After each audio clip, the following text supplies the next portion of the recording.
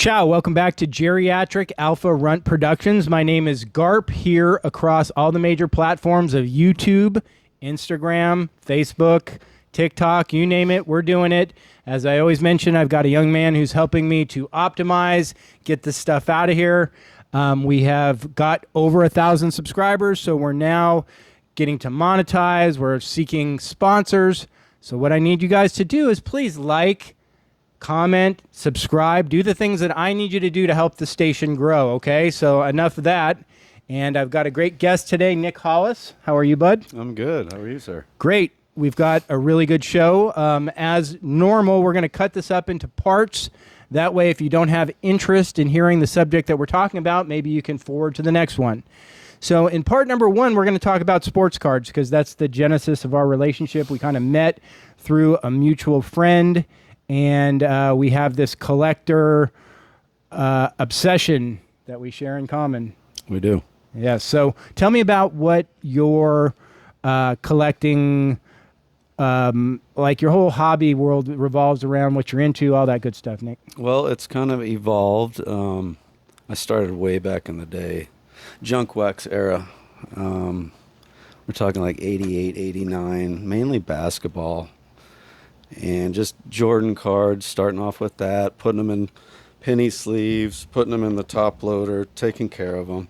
Mm-hmm. That was kind of the first thing my dad was always, hey, if you open it, put it in a penny sleeve, put it in a top loader, take care of it. So you were even too old then to be putting stuff in binders? You knew better already. Correct. I got lucky. Now it did take up a little more space, but luckily my folks were okay with that. So right. We kept rolling that way. Luckily, we pulled some good stuff, but back then it was tough. You know, the cards weren't as unique as they are. It's changed, and it's completely changed, honestly. It's evolved as well. I've gone from, maybe opening packs or boxes to might not open them now or save them. They might go up in value. Stuff like that. So there's just a lot of cool avenues. How you and I met, pretty darn cool. Your collection is, I've never seen anything like it, honestly. It's very impressive. You're definitely, even though you got brought up in the junk wax era, your focus of your collection seems to be more modern stuff, though, right? It is. Well, when COVID hit, this big thing happened in sports cards where all of a sudden everybody wanted all the old stuff and even the new stuff. But a lot of this stuff went through the roof. We're talking $5 cards were now $500 cards overnight. And a lot of them were just sitting in people's closets or bookshelves just hanging out, including mine.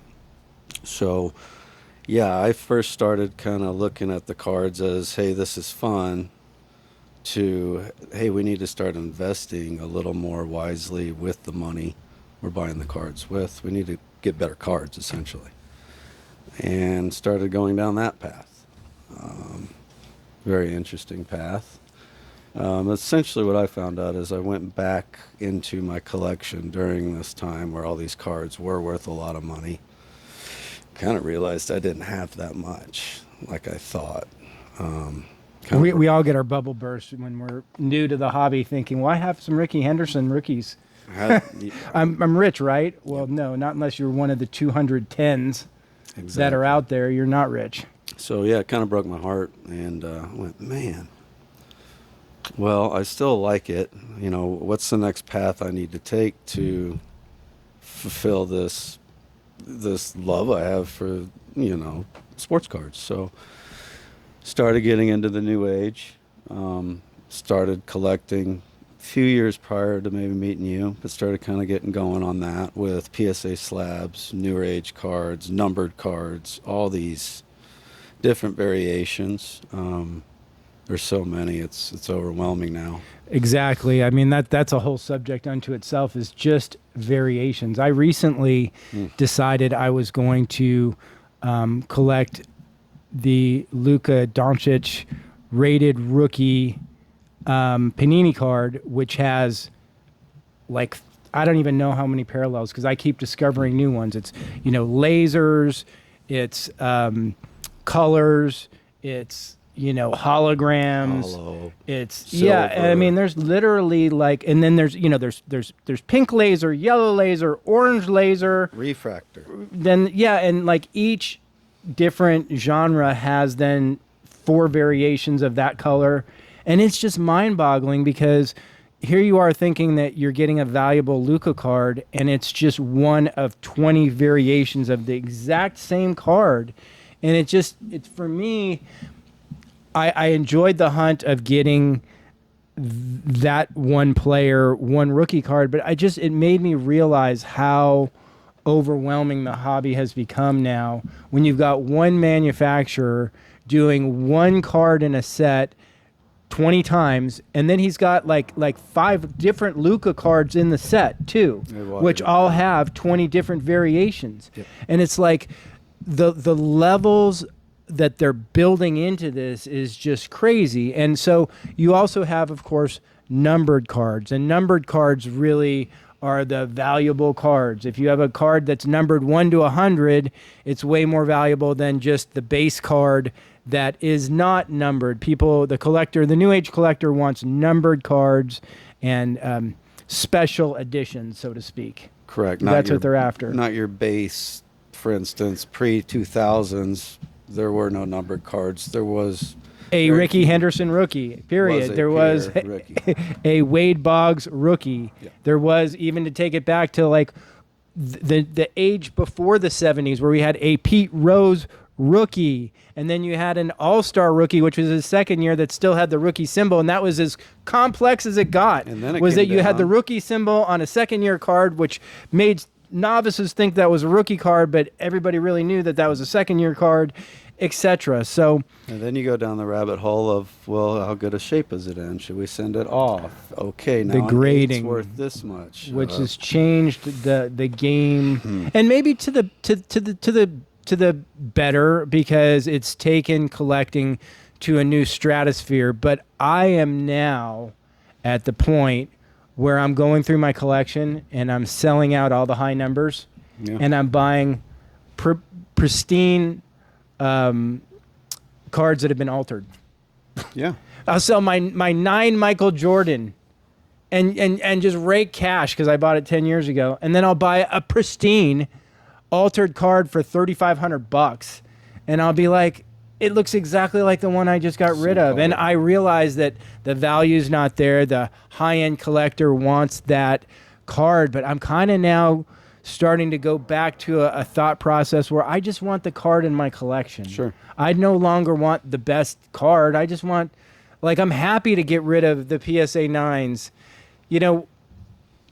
It's interesting because I don't want to, I feel like this is a great place to be, and I want a shotgun because there's so many places to go from here. But I mean, one of my greatest wins, because we all have 1,000 losses in this genre of sports, but my favorite wins was when I first got into collecting as an adult here about 15, 20 years ago. I started buying a lot of Hulk Hogan stuff because that was just my childhood interest. I wanted to buy stuff that I wanted as a kid that I couldn't have, but now I was an adult and I was able to purchase this stuff.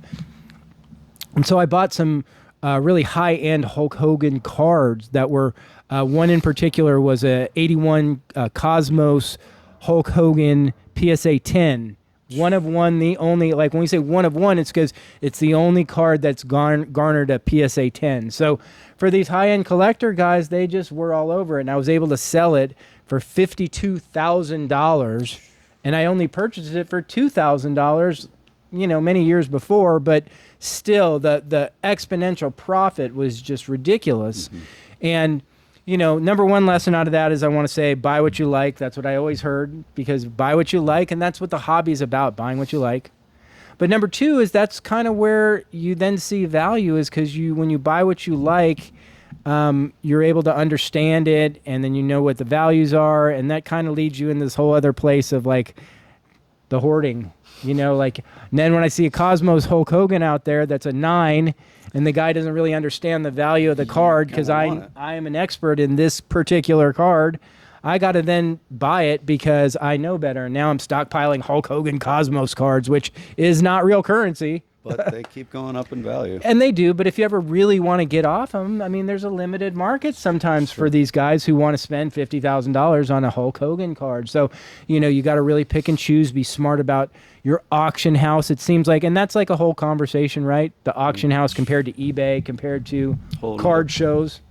All different ball games, honestly. Right? Like a card show's a motivated seller mostly. Mm-hmm. eBay is the guys like me who oftentimes are not motivated, but they'll just post stuff, and if you want to bid on it, but we're not trying to fire sale anything. If you want it more than me, everything is for sale. But certain cards are good on eBay. Certain cards are good on auctions. Certain cards are good on buy it now. I mean, there's so many roads and avenues. I think the worst place to go, and I hate to say it, when you really, if you do want to go trade up and value your cards, I would, make sure you're being careful at those card shows. Those guys are really good. Most of them know to the penny almost on what they are, up to the minute. And these card prices are just like stocks. They're going to move up and down. Right. And you better know which way of the wave that you're on, or you are going to get. You're either going to sell your cards for too little, or you sold them too soon. And don't be greedy, especially at a card show, would be my biggest advice. If you walk up on a card that's in one of these bargain bins and you know that it's got value and the guy's already asking $5 for it and you know there's a $50 card, you don't say, will you take 4 on this? Because what's he going to do? He's going to look it up then. Give him the 5. And give him his $5 and get out of there. And shut up. It's like, how many times on eBay did I see somebody misprice something and I make them an offer? And then the auction ends or whatever because they're like, oh, I checked the price and you should have just bought it, dummy. Yep. So yeah, it's interesting. Learn that one the hard way. And also too, in card shows too, I go to one every quarter. I go to that Dallas card show. It's impressive, and you find heck of deals too. You'll find a steal in there, like you're saying. You'll find a $28 PSA 9. Let's just say back in the day, Anthony Edwards, before he started going bananas. And all of a sudden, that PSA 9's now worth $188. You hold it for a year, and then you go back there, and then boom, you move along. You try to get that PSA 10 eventually. And there's so many cards, like you were saying. It's like, especially in basketball now, like I see that there's like all these hidden gems, or that might be like a Scottie Pippen, like it has a special, like not Kaboom, because I know that's a new thing, but like these cards that look like just another Scottie Pippen card, and you know that there's a 50 million Scottie Pippen cards, so you don't pay attention to it. I have these card files downstairs that I'm almost afraid to really ever fire sale because I don't know what's in them, and I'm not willing to put in the time to look at each card to find out what the true value. But I just got to know that out of the 1,000 cards that are sitting there with out of names, there's got to be one in that 1,000 cards that's that hidden gem. Probably a few. That it goes right back to the Hogan Cosmos. Like, I know about that card. Most people don't. That could be sitting at a garage sale and people are just like, oh, whatever is that? Just pass right by it because there's so many diamonds in the rough that no one could possibly be an expert on all these various gems that are laying around. Well, it's like you say, go into collecting what you love, and hopefully you don't love just one sport and you go one thing and you kind of branch it out. And down the road of collecting, your avenues open up. Hey, this card's worth 20 times worth I bought it for. My dad bought me a hobby box when I graduated high school. It was a 2002 Upper Deck. I don't know the exact box. It was a really nice box, and at the time it was a $100 box in a hobby store. Mm-hmm. And so he walked in, bought it for $100, got out of the hobby store, and during my graduation, hands me the box and goes, "Hey, don't open this." All right.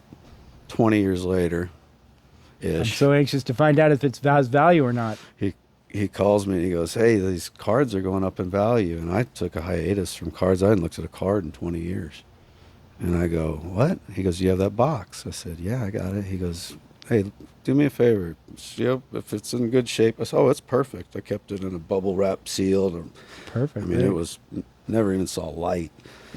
So I pulled it out, and he goes, "Look it up on eBay and just do me a favor and see what the live auctions are going for." And I looked it up, and there was a live auction. There was like 72 bids with 2 days left, and it was over like $8,000. So what's in the box? So this was just when they started doing this with new cards and new age era cards, where they were putting, what they did was Tiger's, one of his first wins, or I believe it was his Masters win the year prior, they cut that red shirt up and they put it in this box. Oh, wow. And I believe they numbered them, and he autoed every one of them.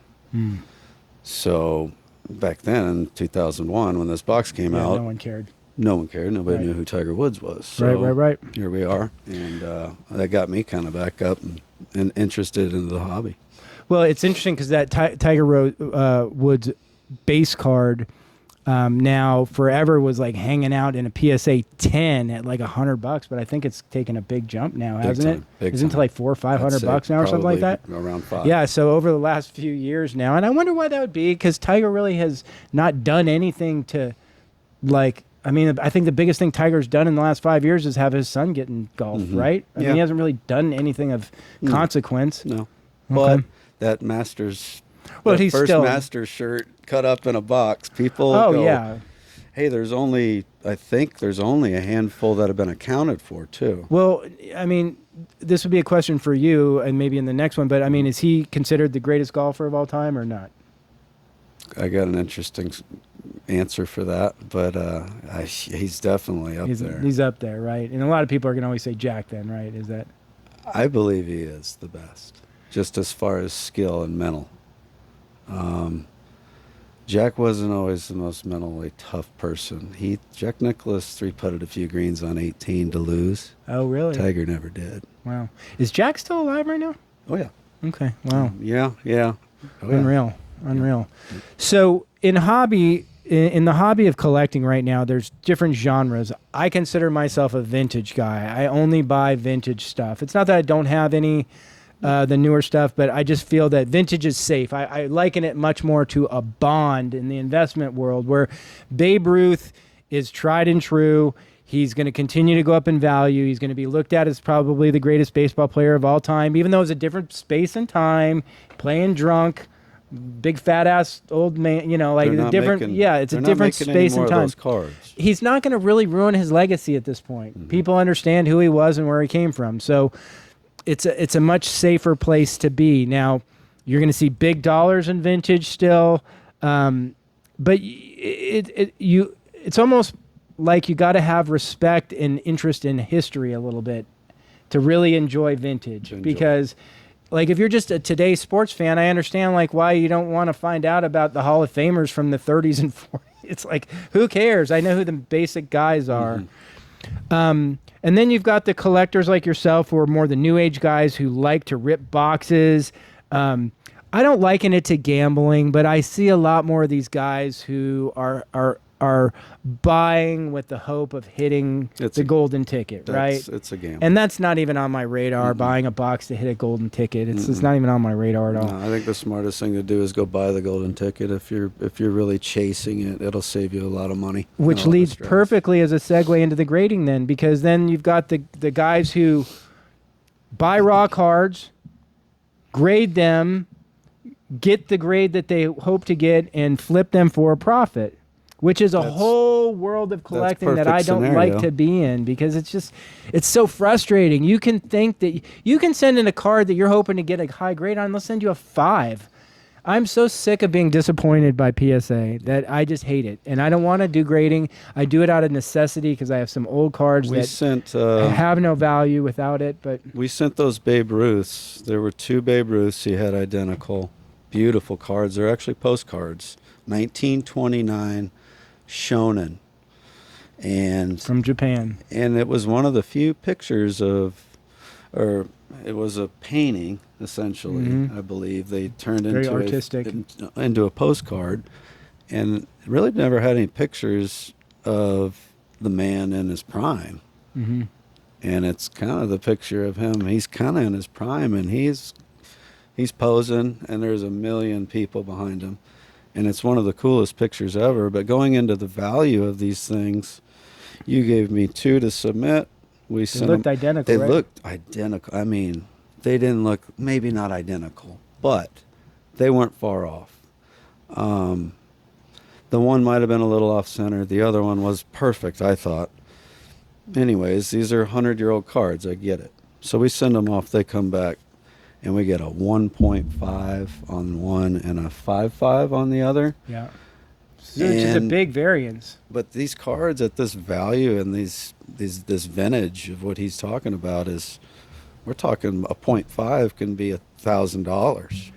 So there's something going on there. Perfect segue too again though to say like then there's the guys who are actually specialize in slabbed cards that they think are undervalued, and they will crack the slab, polish it up, and resubmit it for a grade higher, which on a Mickey Mantle, well, yeah, and on a Mickey Mantle rookie, the difference between a 5 and a 6 is $100,000. You just got to have balls, because you got to know it's going to cost you 10 grand or whatever it is to get it graded. So if you don't get the higher grade, and I mean, I'm sure that they can't all be winners. I'm sure these guys do have, because sometimes it's obvious. You'll see a card that gets like a 3 and it's got a big crease in it, and you're like, that's not a 3.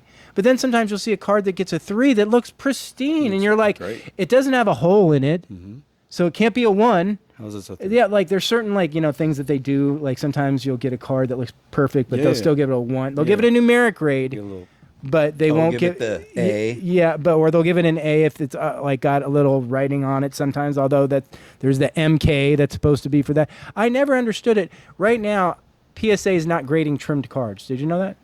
They stopped grading, but forever, I know, I have cards in my collection that are trimmed, Babe Ruth cards that are trimmed that say trimmed on them. A lot of pre-60s cards, you had to trim to get them out of things. So that's So that's like, yeah, again, a whole nother genre of collecting are these guys who specialize in doctoring cards, breaking them and resending. I saw a thing on Facebook just yesterday where somebody tried to break a new slab, and apparently PSA is really doing. Oh, they're figuring it out. Well, they've changed their welding process, I guess, where you just can't clip the corners and open it up anymore. It might mess the card up. And these people are ruining their cards trying to open them now, which isn't really a very good business plan, because PSA is regrading cards all the time. These bastards at PSA recently, I sent them a Jordan Star rookie. Okay, so listen to this. Okay, because remember I showed it to you. Yeah. And we believed it was real, right? So we sent them both in. I sent the really valuable one in under like second day expedient, blah, blah, blah. And they said it was fake, and they took my $2,000. So they opened it up, they said it's fake, and they took my $2,000. And I'm like, so you didn't really grade it or authenticate it. You just authenticated that it was fake. So in other words, I need to be the expert sending it to you, knowing that it's fake before. And then we sent in the other Jordan Star card along with the other submission under regular tier. And they deemed that one to also be fake. But what did they do? No grade, no charge. No grade, no charge. So if you pay more to be treated better, they treat you worse. If you pay more to be treated better, they treat you worse. So how do you justify free counterfeit identification on lower grades, but you're going to keep the money in full if you open up the envelope and see it's fake? That's bullshit. And I've already contacted my attorney, and he's like all excited to do a criminal, what do they call it? A civil case. A civil, and you know what's funny is that like he contacted me after I gave him all the information. He contacted me like a week later. He's like, "Do you know how many people are suing PSA right now? They've got hundreds of lawsuits against them, hundreds." And it's like right now we're just kind of weeding out to see if we could have a niche, or if this is just a lawsuit that's already been brought 5 other times, because it's clearly not fair. They have a discrepancy in the way they're grading. Like, what the fuck? If you send your card in on a lower tier for less money, they'll do it for free. But if you send it in for more money to be treated better, they screw you. We're going to be more harsh. Yeah, so I hope that collectors are watching this and get on the bandwagon, because that's some shit right there. Yeah, be careful. Yeah. We've sent a lot of cards off, and honestly, we've had a few success stories, but mainly it's like we get them and we're like, ooh. Yeah, we're always disappointed. And they send back cards that are like, doesn't meet size requirement, no holder. It's like, how do you justify not holdering a Jim Brown card that you say was factory short, you're not going to holder it even as authenticated? Like, what the fuck's up with that? Some That's of these just cards are just awesome bullshit. too. They're incredible. And if they come back big grades, which none of them really have, we got some pretty good ones on that. The Bumblebee card that was pretty good. But and if you get a bad Asking for grade or scissors. two, Scissors. it hurts you. Downstairs. Could you grab me a Kills scissors you. from downstairs? Because we're going to, I got a little surprise for you, Nick. Uh oh. All right, so normally when we open packs, I'm like, whatever you get, you keep, but not in this case because these are some big packs right here. These are big boy packs. So what we're looking for in these 2 packs are Tom Brady rookie auto. Wow. I know. So these, Show 'em what we got working. yeah, here. these particular cards I know are untouched too because I bought these at Target 25 years ago. The plastic is all stained. You can kind of tell. It's been I bought sitting. these off the hangers on like clearance. Incredible. Yep. Okay, so these have Tom Brady's. Obviously, this is his rookie year. So it says that what we're looking for is look for Brady, Pennington, Alexander, and Delhomme. Great value. 2 original 2000 foil packs. And we're seeking authentic autographs. So I know what card this is. This is the die cut Is this one that you have? Crown Royal. Thank you. This is the die cut Crown Royal Pacific card. Do you know which Is one it that looks like? sideways? Yeah, sideways, and it's die cut. That's what we're looking for in this one. Okay. All right. So let's. By the open way, one it at a says time. $5.50 on the package. Yeah, maybe we should. Maybe you know what we're gonna do. We're only gonna open one of them because it's got 2 Yeah, packs. Let's I like open that one idea. I because like it's just gonna be too much letdown. No, we pull the Brady though. We're going crazy. If we pull the Brady, so let's talk. If we pull the Brady, a PSA 9.5 because no one's given these 10s. So there's some like Beckett 9.5s out there, and they're going for about $10,000. So they're still not like, what do they call those? A prime ticket or whatever they called those. What were the season tickets? Season tickets. Season ticket. Okay, well here we go. Wow. So I know. Is this the biggest? This is probably the biggest pack I've ever ripped. I bet. I mean, that's not like a vintage one, I guess, but this is still vintage. All right, you go I'm first. nervous. I know, you go first. Should Jeez. I almost want some latex gloves here. we? Good thinking. Professional move right there. All right, here we go.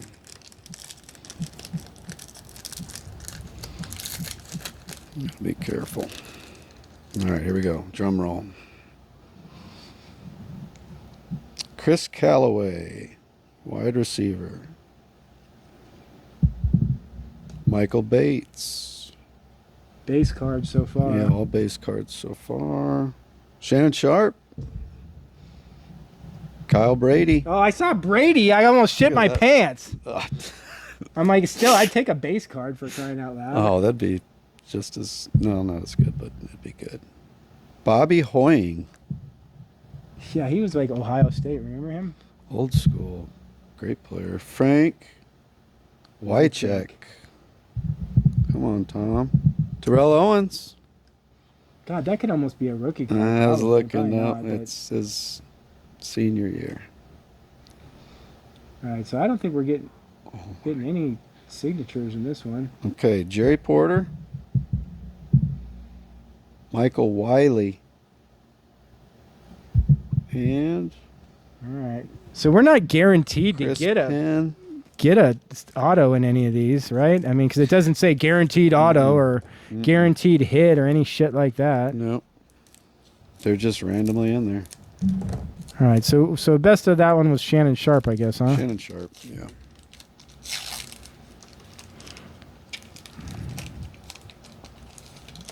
All right. Okay. So I don't see any die cuts, so we're already disappointed. Dexter McLeon, James Hasty, Kyle Brady again. 2 of the wrong Bradys. Come They're on. just teasing us. God damn. Jeez, that ain't right. So turn it around. Patrick Jeffers, Mark Edwards. They're all very nice cards, though. Jeez. Nice. Kevin Lockett. Are you fucking kidding me? Third one. Third Brady. Like if you would have said you got 3 Bradys in these 2 packs. Just the wrong one. Give me the fucking break. You gotta be kidding me. Can you believe there would be 3 Bradys and they're neither of them are Tom Brady? So there you go. 3 Bradys and it's like they know. Fuck this. Let's open the other one. Like that was so pathetic. We have no choice but to open the next one. Come on. All right. 3 Bradys in 2 packs. Are you fucking kidding I'm me? gonna change the mojo up and open this one. Give me 3 Tom Bradys. How crazy would that have been? People would have not even believed us if. What do you think a base of this PSA 10's going for? Not much, unless it's like $100 or some shit. They Okay. really are like weak ass. You pick it. All right, you go first. All right, go with the little one here. This one's opening a little better too. I like it. Okay. Look and see if you got anything that looks like it's die cut in there. Nope. Nothing that looks die cut, huh? Nothing. All right. Sean Jefferson. Dino Filial. That's a good one. Kurt Warner. All right. That's pretty cool. Sure. Chad Morton. Rob Christian. Peerless Price. Rob Conrad. Frank Winters. Andre Weathers. Blaine Bishop. And Tim Couch. Can you imagine opening this up 20 years ago? Don't they even advertise Couch on here? What a disappointment He was that guy probably, was. the guy on the cover. Seriously, It's like funny. All right, come on. All right, I'm this glad is these it, only folks. cost me $5.50. For years, I've had it in my head that I'm sitting on a gold mine here. Guess not. Yes, no, it's not over yet. That Nothing, Kurt Warner card's pretty cool. nothing die cut. Darn it. All right. So I don't think we're going to get a signature. David Boston. Jim Razmira. Oops. Oh. Tony Martin. Keith McKenzie. Dietrich Gels. Ray Lucas. Steve White. Gosh, we're getting down to the nitty-gritty. Come on. Tony Edwards. Boy. Tim Rattay. Don't even remember him. Quarterback. Mark Brunell. Did I tell you I played against Mark Brunell in high school? You did. You got a few. Way to go, LBHS. Mark Brunell. All right, we got a Ed McCaffrey, who's Pat McCaffrey's dad. Did you know that? Did Pat, not. the guy that plays for the 49ers right Christian now? McCaffrey. Christian McCaffrey's dad. I'm sorry. That's cool. I was thinking of Patrick Mahomes. Greg Jefferson. Bah, bah, bah. Man. And this is why you don't buy expensive packs and open them. I got these for $5, thank God, because I wonder what these would have gone for on eBay had I tried to sell them on eBay. I probably could have got a few $100 for them. I'm sure. I think a couple $100 a pack. At least. I just can't believe we got three Kyle Brady's. Like, what the heck? I mean, What the heck is we up don't have with to get the that? penny sleeves out. I don't think just quite yet. Yeah. I'm just taking out just the guys who are decent for They were nice crying out cards, loud. though. Yeah, they are really pristine era. looking, nice cards for sure. I agree with you on that. So what else about collecting? Any like I know that you believe in soccer cards. Well, that's kind of my road on investing. Sometimes you got to change the portfolio up a little bit and go into a realm you're not totally knowledgeable on, but the money's there. Meaning it's those definitely the stock world prices sport, are right? pretty good. Yeah. That's like the world sport. So Thinking I mean, before World Cup, it's a good time to. It's a little late, but I still think the curve's going upwards. yeah, you know it's funny because I am a big believer. Anybody who watches my shorts where I do this on Thursday, the sports card tip of the week, would see that I always preach diversity. Like obviously baseball is like number one, and basketball is probably taken that spot even as far as value. But I really do believe you need to have like a Wayne Gretzky card, and you need to have like, you know, some Serena Williams cards, and you got to have, you know, some Tiger Woods cards, and you got to like have, you know, all these various sports, a Pele card, a Maradona card. You got to have the premier names of each sport, or else you're really not a well-rounded collector. Diversify the portfolio the best you can. It's easy too. Like I said, even if you don't know it, I got into Marvel cards for a minute. That wasn't a bad road. Well, those cards are huge. There's golf cards now. They just came out with bowling cards. And there's Dude. Pete Weber 101s. That wouldn't be bad. Just a quick story on the superheroes. Zane is mailing off 2 Superman cards today for us, and some guy on Sunday night bought both 1940 Superman 1.5s at asking price. He didn't even come down. And I'm thinking, like, why did he do that? I was getting all this interest when I woke up, you know, seeing all these people like, hey, what are you going on this card? And then some guy just ended up buying them. I'm thinking, why did that happen? So it turns out that somebody had sold a 2 on Sunday night at auction that turned out to be a bidding frenzy. It went all the way to 10 for a 2.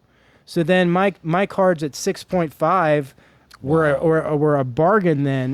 They were 1.5, and I had them listed at 6,500, which was double what I paid for them. Sure.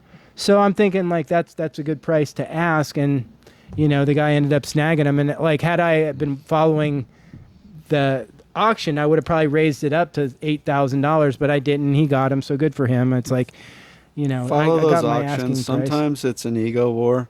I think, Oh, for sure. You know, but sometimes you can get them for under. But yeah, a lot of that.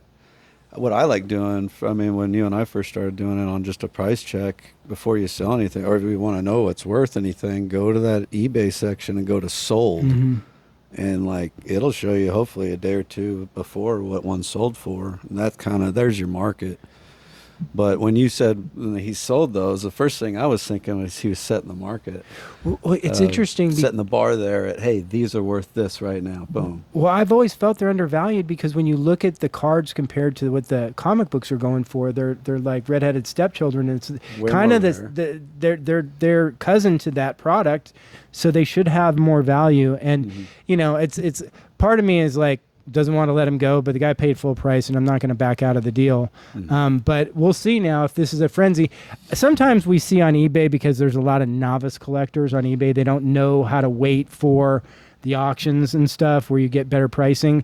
And so when there's a buying frenzy, these guys think, this is my only chance to get the Superman card right now. If I don't get this right now, I'll never get another one, and they don't understand that this is a long game. And I've done the same thing because I'm so anxious at times. And that's kind of, again, where I mentioned that I'm at right now is recently I sold a Jim Thorpe Sports Kings that was graded at a 5, which is a relatively high grade for that card. But it just so happened that at this moment in time, there's only like 1 or 2 others listed. So mine at a 5 at this moment in time was a very attractive listing. Even though it was listed high compared to the other 2 high listings on eBay, it was okay. And the guy ended up buying it for like 10 grand. And I was happy to sell it to him because it was really only valued at probably like 7 or something. But the fact that eBay kind of had him fooled into thinking because of what was available, and it's not a highly sold card. He may not even have known how to check sale listings, but just that moment in time, like, and I see that sometimes where it's weird, where I'll see a card that at that moment in time has like 5 of them up there, and so it's really like the Shonen card is a perfect example. Sometimes you'll see, and there's like 5 to 10 of them for sale at one time. And everybody's really competitive because people are trying to sell it. By the way, the Shonen Babe Ruth, what we were talking about earlier, the 5, around a 5. I know the 1.5 that you gave me in my personal collection that I'll never get rid of. I believe it's One sold for almost $3,000 Right, recently. right. And the thing is though is that card a lot of times has fluctuated based on what the availability is, because I've seen it before where there's like I didn't even want to list mine because there was like 10 of them up and they were all super competitively priced, and it was very succinct to the grade because there was grades as high as 7 and most were 2 and 3s. And this is a rare card, too. And so when you have that much available, it was super competitive. But then I checked back like a year later and there's only like 1 or 2 because the rash was on. People bought them. They got hot. They were competitively priced. Then they went away. And now all of a sudden I see, like you're saying, the prices are up because they're not available. At So 5.5, there's Right. probably not a comparable price right now, or there is, but it's going your way in a good way for you, for sure, on the investment of that card. So one of the questions that I hear people on social media where they like to walk around and ask other people to get views and stuff is they say, if you had to start over right now from scratch and you were given like $100,000, what would you do with it? What would you do with it? With cards? Yeah, if you like you just sold Yeah. your cards, like somebody came in and said, I I bought it, yeah, and so the you've best got card show ever. right, and get you whatever. you've got $100,000 now to start over to reinvest because you sold all I your would shit. go your route and go to vintage. You would. Yeah, Interesting. I would totally do that, and I would go probably pre-30s if I could get real detailed, because there's just not much of that stuff, and they're not making it, and what's left of it, there are not many big grades out there.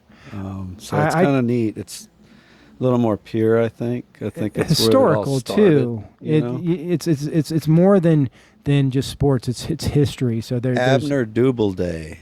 Didn't know about that guy until I met you, and we sent I think that's still the coolest damn card you have that I've seen so far and held, because that's the guy that invented baseball. Well, So they there's an say actual, there's a like, lot of people who dispute that. I don't know if you really read it, but Okay. he's one of them, credited with it. But there's a side audience that So he it's took like- credit for it's it. like some Civil took War credit card for it, that yeah. he found, and man, this thing was like a piece of history. Well, it was. He was had a to been- general in the military. Had to have been on the back of an old pack of cigarettes or something, and it was him, Abner Doubleday. And I look at him, I go, who is this guy? He goes, hey, go do a little research. And that was the first thing that popped up for me was, oh my God, this guy's the inventor of baseball? Yeah, That's kind of the card.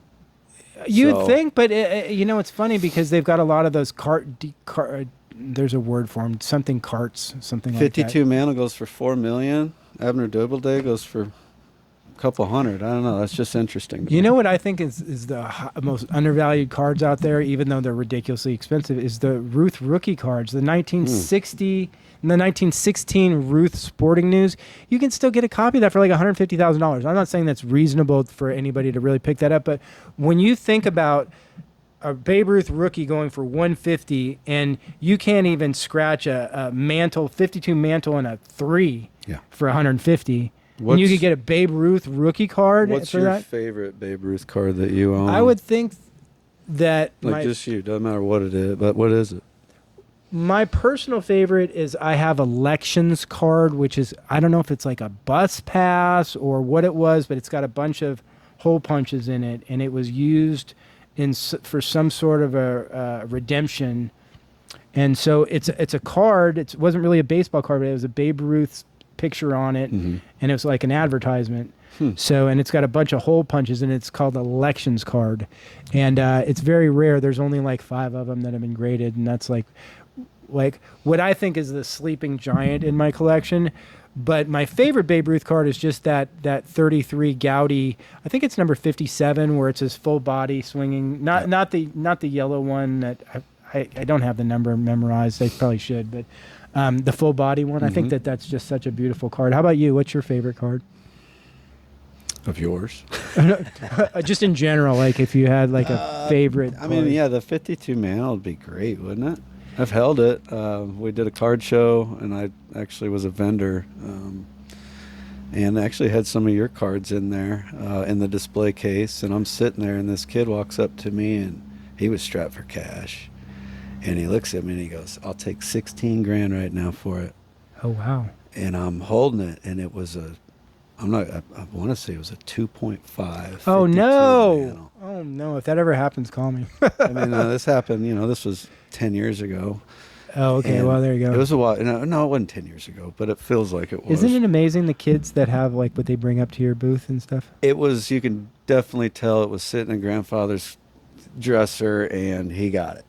And he goes, "Man, I'll take 16 for it." And and as soon as I kind of looked and knew what the value was and realized what I was holding, the kid was gone. So, well, it's like chalk it up on the millions of times. So to answer your question, I think it's that 52 Mantle right now, and I don't care if it's got an A on it. My right now I only have one of them but I have one. There was a time where I had a few of them, but Wow. my copy is an authentic copy and it's full size. But I don't know why it's Why it's an A. Yeah, why it's an A, because it's full size. So a lot of people are telling me that it's was likely in a screw down, so it's too thin. And if you put it in a humidor, you can get it regret. But I'm not going to fucking cut it out, because again, that's not my thing. I'll leave that for someone else. Yeah. You can break it out, and you can put it in a humidor, and you can spend $10,000 regrading. I have been seeing people go this route, though, lately, a lot more. I'm going to just get it authenticated. Yeah. I've been hearing that road, which is kind of a neutral road. I think it costs less. Totally. But then, you're not getting... Yeah. You're not going down... Anyway. Interesting. Yeah, you're not going down that rabbit hole, so... Well, Nick, I have really enjoyed talking about collectibles with you today. And again, like I always say, like, comment, subscribe, do what we need you to do to help us out, will you please? Come back and join us in part 2. We're going to talk about golf. Thank you.